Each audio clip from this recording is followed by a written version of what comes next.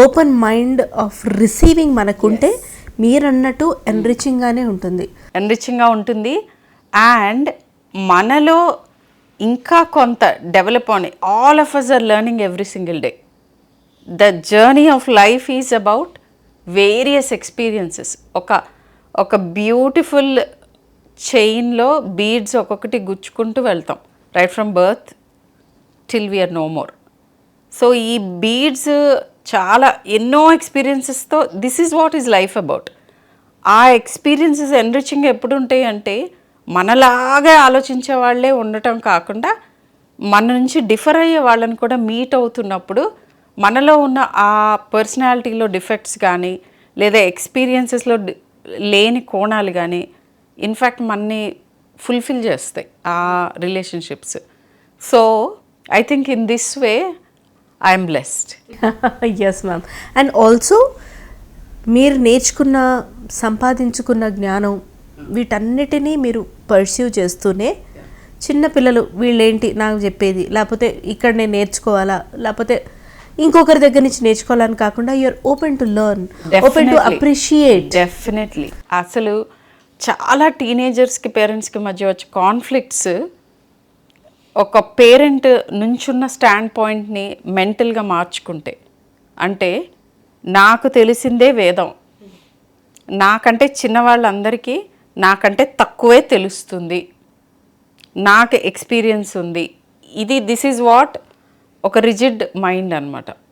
Open mind ఏంటంటే yes most of the time మన experience మన పిల్లలకి పనిచేస్తుంది, బట్ మన పిల్లల వైపు నుంచి కూడా మనం కనుక వినగలిగితే మన విజ్డమ్ని ఇంకా బెటర్గా వాళ్ళకి రెలవెంట్గా అందించగలుగుతాం.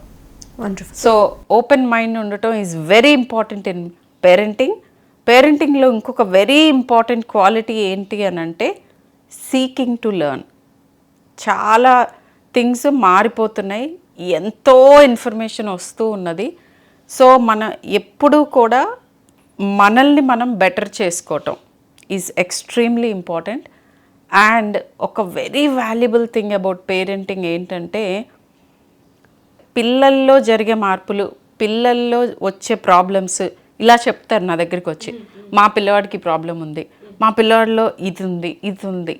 చాలా వరకు నేను 100% అని అనను, మోర్ దాన్ 50% మీ పిల్లల్లో మీకు కనిపిస్తున్న ప్రాబ్లమ్స్ ఇన్ఫ్యాక్ట్ అది మీలో ఉన్న వెలిత అనొచ్చు, లేదా మీ ఎక్స్పీరియన్సెస్లో ఉన్న కొంత ట్రామా అవ్వచ్చు, మీ ఎక్స్పీరియన్సెస్ నుంచి మీరు నుంచున్న స్టాండ్ పాయింట్ నుంచి మీరు చేస్తున్న పనులకి కాన్సిక్వెన్స్ కూడా అవ్వచ్చు. So parenting is more about what you are, how much you know yourself, as much as it is about the child. అంటే మన గురించి మనము ఎక్స్ప్లోర్ చేసుకోవటమే actually the journey of parenting.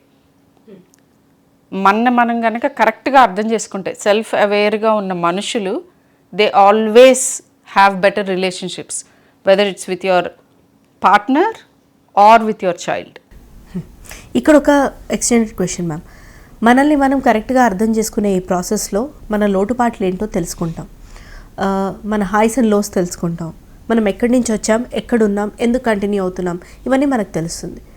చాలామందికి ఇది సెల్ఫ్ పిటీగా తోచచ్చు, మనకు కూడా అనిపిస్తుంది ఓకే హ్యావ్ ఐ నా పాస్ట్లో ఇది జరిగింది, నా పేరెంట్స్ నాతో ఇలా ఉన్నారు, సో నేను ఇలా ఉండకూడదు, నాకు అది దొరకలేదు, సో నేను ఇది ఇస్తాను.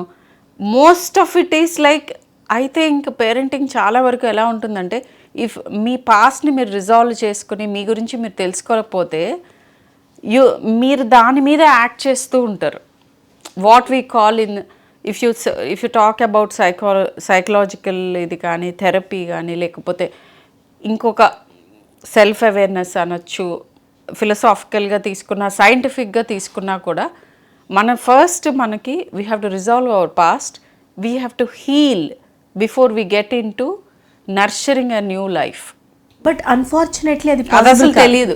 అదే మెయిన్ ప్రాబ్లం ఎక్కడ వస్తుంది అని అంటే 90% of the couples today they are not consciously getting into parenting. So కాన్షియస్గా getting into parenting, preparing to parent అంటే ఏంటంటే, సో నాకు అంటే why am I becoming a parent. మరి ఇదివరకు ఒకప్పుడు ఇవన్నీ ఆలోచించే వాళ్ళు కాదు కదా. కానీ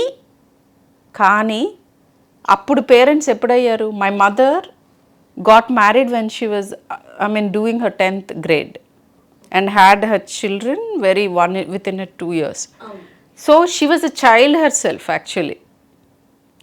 So ఆ టైంలో they would be guided, they were under someone, they were children, they were guided by their elders. వాళ్ళ ఎక్స్పీరియన్సెస్ డైరెక్ట్గా ఎన్ఫోర్స్ చేసేవాళ్ళు. సో కొంతవరకు గైడెన్స్ ఉండేది. వినేవాళ్ళు. No, the reason is you are a child and you are still being nurtured.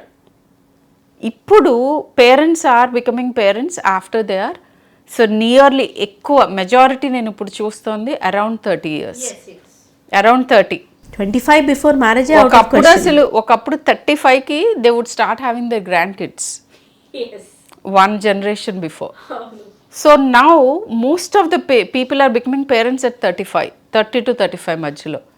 మరి ఇలాంటప్పుడు అంటే మనకి మొత్తం అంతా cognition about what we want in life అనేది అన్ని రంగాల్లో మనం చాలా కాన్షియస్గా అన్నీ తీసుకుంటున్నాం డెసిషన్స్.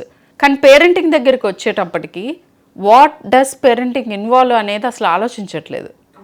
ఎందుకు ఈ మాట అంటున్నానంటే, ఇప్పుడు వస్తున్న say about 70% of the problems parents కాన్షియస్గా నాకు పిల్లలు కావాలి, ఎక్కడి నుంచి, where is my desire to have a child coming from అనేది ఆలోచించుకోకుండానే they are getting into parents. అంటే you are saying it's either the parents influence or societal influence. They just doing it like okay I'm getting married and I need a kid. ఆ kid మీద unnecessary expectations, pressures and joy of parenting లేదు. అసలు ఏ పేరెంట్ని చూసినా నెత్తి మీద ఒక కొండని మోస్తున్నట్టుగా ఉంటారు ఎప్పుడు. ఎవరు wow I have a child అన్నట్టుగా ఎవరు కనిపించట్లేదు. మీరేం డిఫైన్ చేస్తారు మ్యామ్? జాయ్ ఆఫ్ పేరెంటింగ్ అంటే ఏంటి? సరే మాకు తెలియదు, మీరు చెప్పండి. So did I experience that? First thing, I thoroughly enjoy spending time with my kids back then, now and I'm sure in future too. ఎందుకనంటే ఫస్ట్ థింగ్, సరే వన్ మోర్ కన్ఫెషన్, నాకు ప్రతిరోజు నేను హ్యాపీగా చాలా అలా ఉన్నానా? No, I was never like that.